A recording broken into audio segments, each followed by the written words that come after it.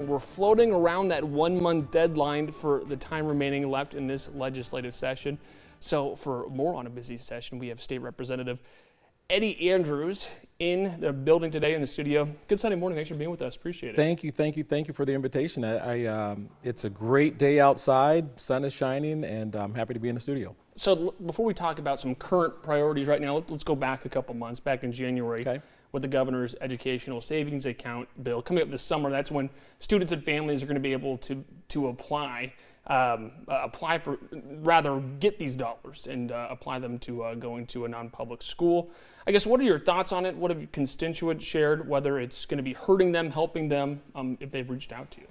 Well, great question. First of all, I don't think it should be any surprise because the governor campaigned on that effectively for 2 years and won in record numbers. And certainly many of us have been listening to our constituents for the last couple of years, and this is something that many parents have asked for us or asked us to do.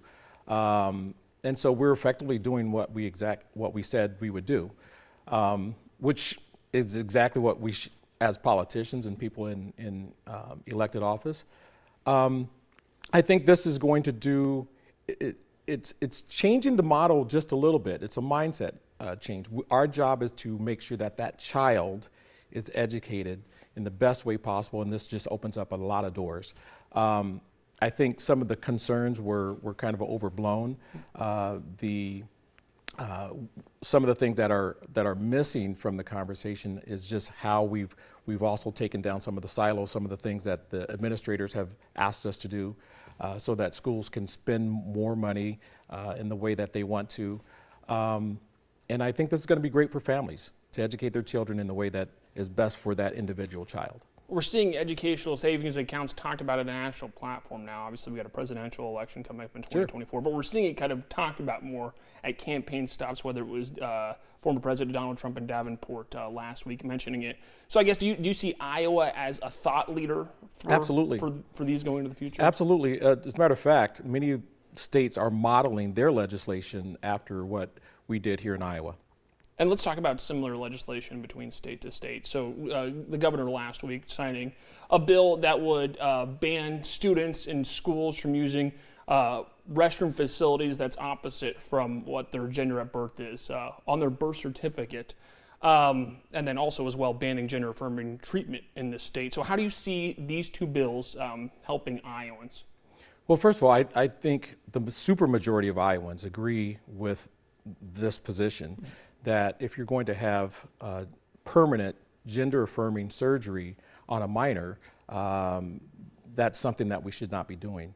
As a matter of fact, I think also what's missing in the conversation is we hear the phrase, trust the science, follow the science. And Sweden, the most gender-affirming country in the entire world, once they saw the long-term damage that this does on our youth, our most precious resources, they immediately stopped. They halted their practice.